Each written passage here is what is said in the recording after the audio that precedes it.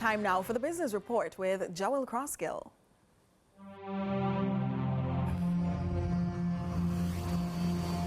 Lots to share with you in the Business Report today about a small island developing state trying to come to terms with the advance of climate-related change by seeking financing solutions for a problem it barely contributed to, but from which it bears an outsized consequence of its advance. At this critical juncture in Jamaica's journey towards a sustainable future, this is an absolutely important session.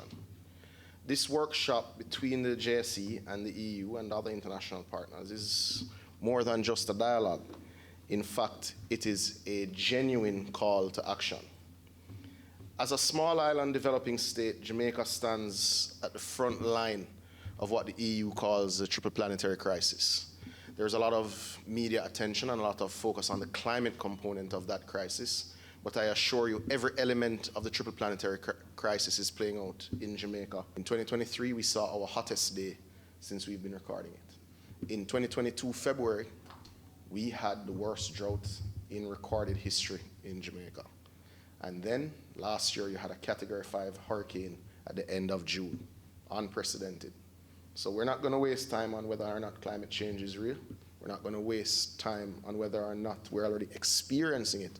And we're not going to waste time convincing you that it's incredibly expensive to de-risk your economy as it stands, while allowing your development agenda to not be derailed. Samuda made the statements during a workshop hosted by the Jamaica Stock Exchange relating to the development of Jamaica's green bond market, intended to sustainably finance the country's green transition, climate resilience and infrastructure projects, as described by Managing Director of the JSE, Dr. Marlene Street Forrest. According to DBJ, our country requires US $5 billion for climate mitigation, an additional US $1 billion for adaptation by 2050. Across the wider Caribbean, these figures exceed US $100 billion for disaster risk reduction. The scale of this challenge is clear, and so is the urgency of our response. By creating an enabling environment for green issuances, Jamaica can leverage these instruments to fulfill its nationally determined contribution and drive progress towards the 2030 Global Sustainable Development Agenda. And whereas there may be challenges along the way for that 2030 agenda, we still have to push. However, Samuda says there also needs to be pushback on the sheer scale of funding required to accomplish those goals. The numbers that invariably are put forward, I have deep, deep concerns about these numbers. It's not $1 billion for climate adaptation in Jamaica. We get these figures from our international partners.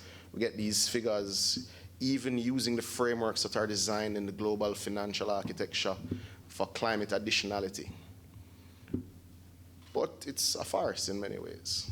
Jamaica requires hundreds of billions of dollars if it is to prepare and ready itself for a world which is likely to breach the 1.5 degree warming target. That is a reality.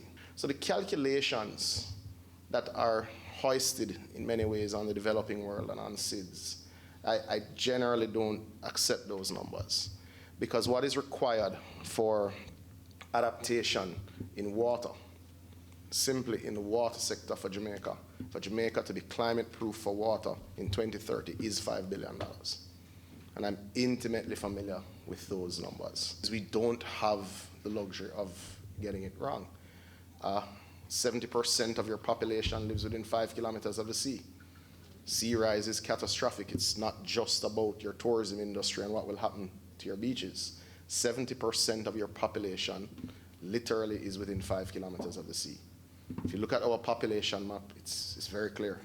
And we're already seeing saltwater intrusion in our water sources. We're already seeing deteriorating soil quality and lower pollination rates. And last year alone, we would have seen 2 of our hottest days on record. EU Ambassador to Jamaica, Her Excellency Erja Askala, admits that the successful development of Jamaica's green bond market is absolutely essential if the funding deficits are to be bridged. The financing needs of green transition are known to be huge. it will not be possible to meet all those needs from public funding. So obviously we need different sources of funding. We need private sector on board. We need to diversify the sources of funding. We need to develop new and innovative ways of financing the green transition. This is why we have looked at different options and instruments, sources in the European Union. The green bonds are more than just financial instruments.